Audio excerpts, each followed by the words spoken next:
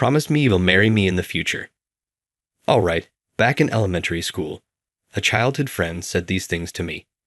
Even as an adult, I can still clearly recall what she said. In high school, we started dating, but after a fight, we broke up.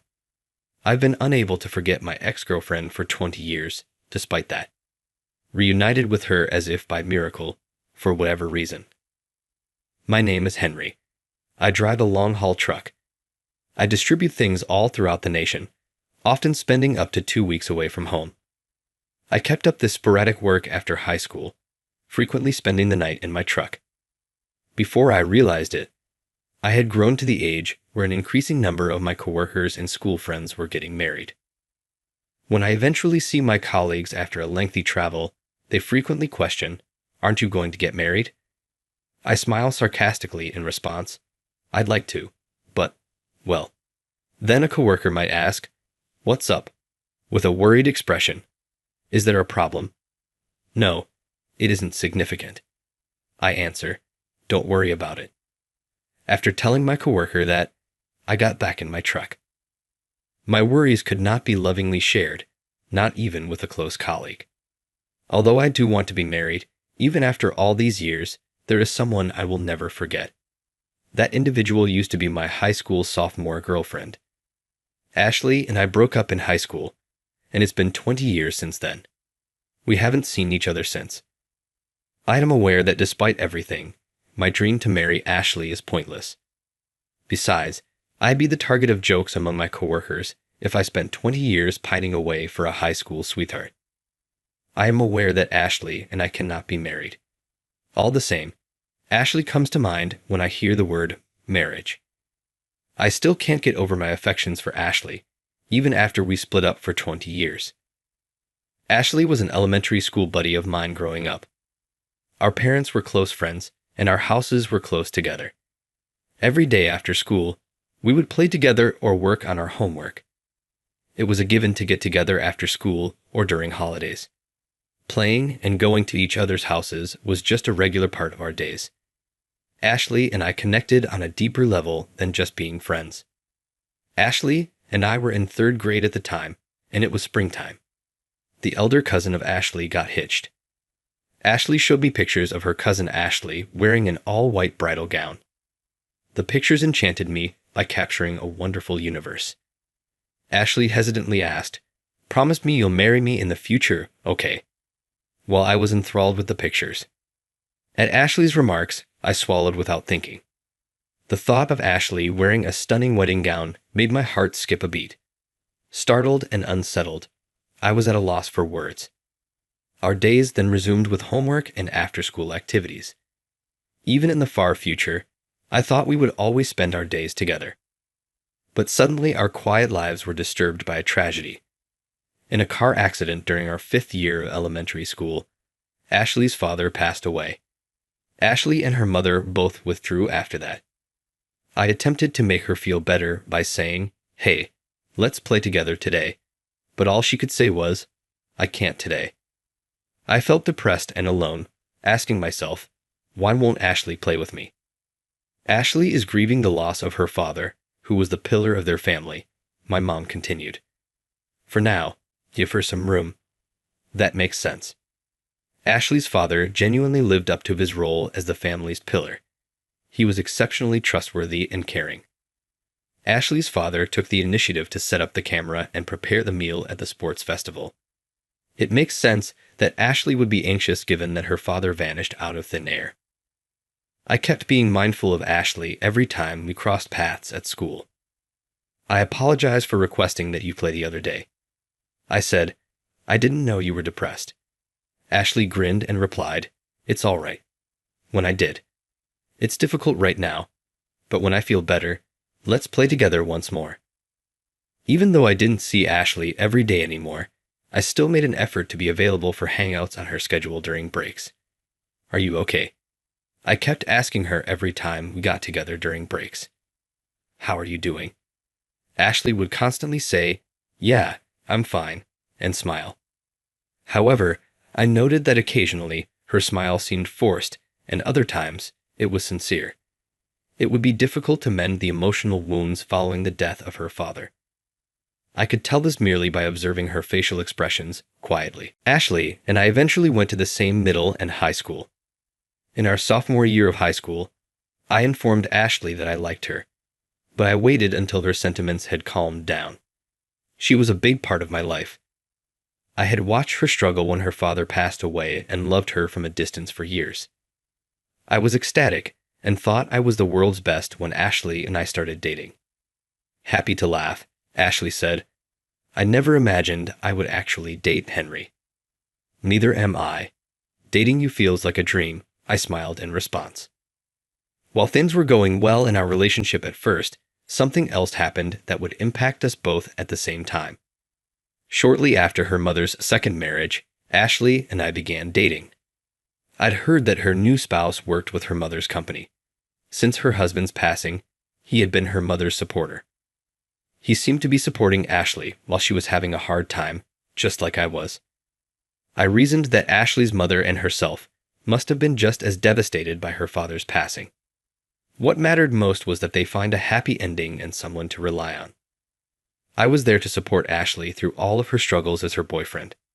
I wanted very much to love her even more from now on. But it appeared that Ashley's mother's new spouse held opinions that were very different from mine. Ashley's mother's new spouse, Tom, was an avid gambler and drinker. Soon after the marriage, he left his work and turned to gambling full-time. After the marriage, Ashley's mother became a housewife, and he began to demand money for gambling. He would get grumpy, throw things, and yell if she didn't give him money. Ashley's living circumstances quickly got worse as a result. Ashley appeared thin when I first met her over spring break of our sophomore year in high school. "Are you okay?" I said, but all she did was look down. Ashley abruptly raised her face, scowled at me, and began to complain quietly. "Hey, how about we get together more often? Why is the same cafe where we meet every time?" Her unexpected remark surprised me. However, wouldn't it be wiser to focus on exam preparation right now? In addition, we're students and don't have a lot of money, I said. She became enraged and started expressing her long-held anger right away.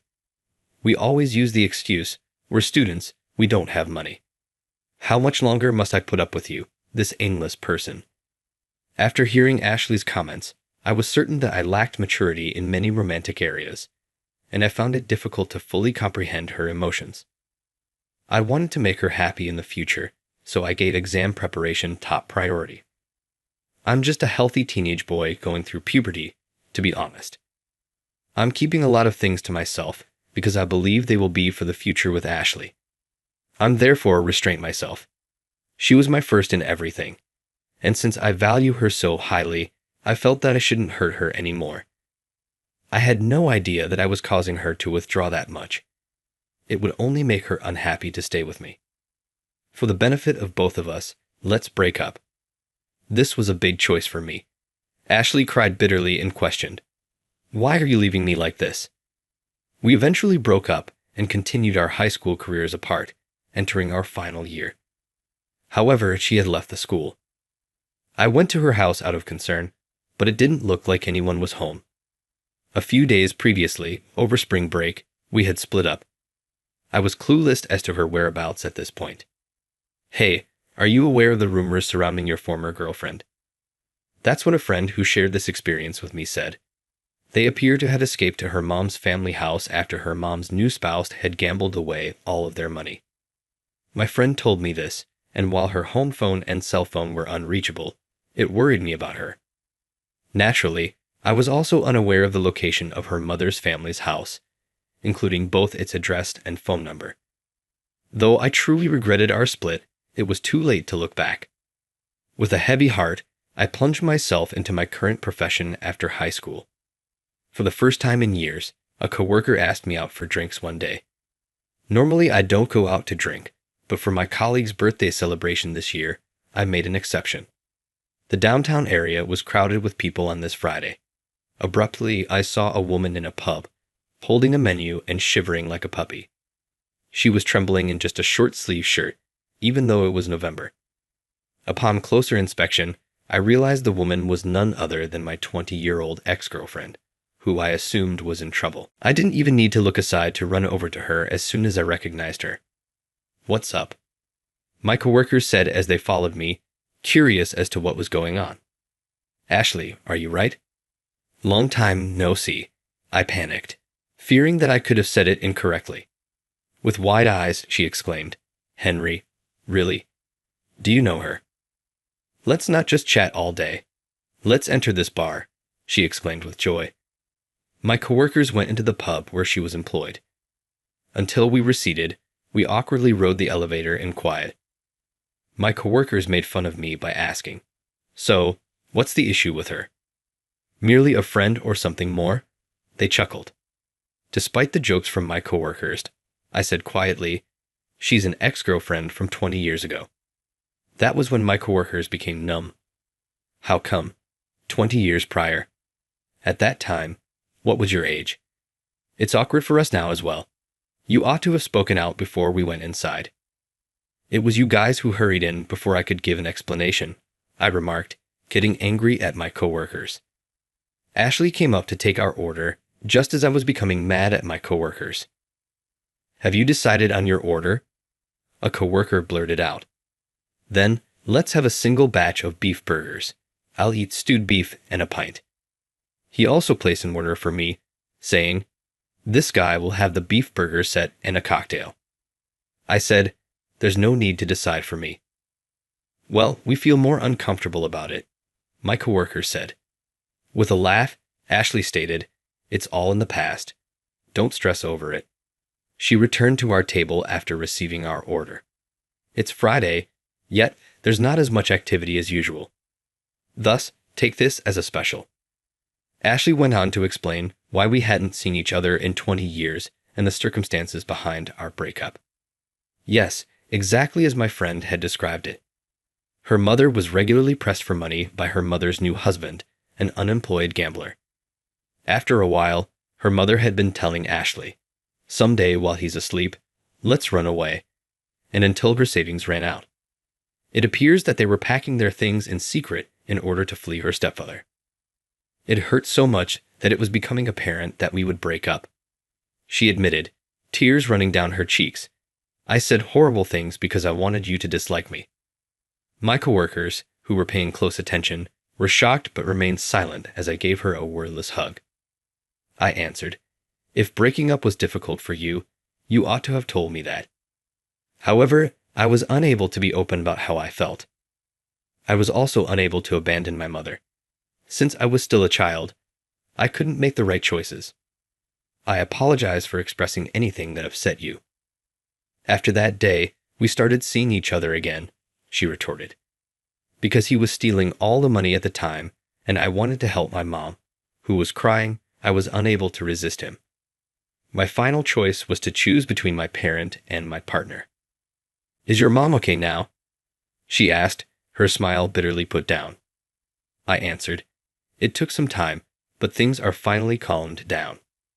So let's make our time together a priority going forward. Up until now, you have prioritized your parents. It's time to make up for the time you two lost together." She was taken aback. "Are you getting back together after 20 years? Are you certain about me?" "I haven't stopped thinking about you for a single day in the past 20 years. To be honest, I never thought I would love someone as much as I did. Are you going to date me once more?" I inquired. She silently nodded while shedding tears. 20 years passed, and we rekindled our romance. I want to appreciate this time and think about getting married. We had both long prioritized our families and jobs up until this point. I'm hoping that we can start making our time together a higher priority because of this. I am so happy that the marriage I had nearly given up on with my partner is suddenly getting closer. I couldn't let go even after we split up, and I'm still working hard to be married to her now.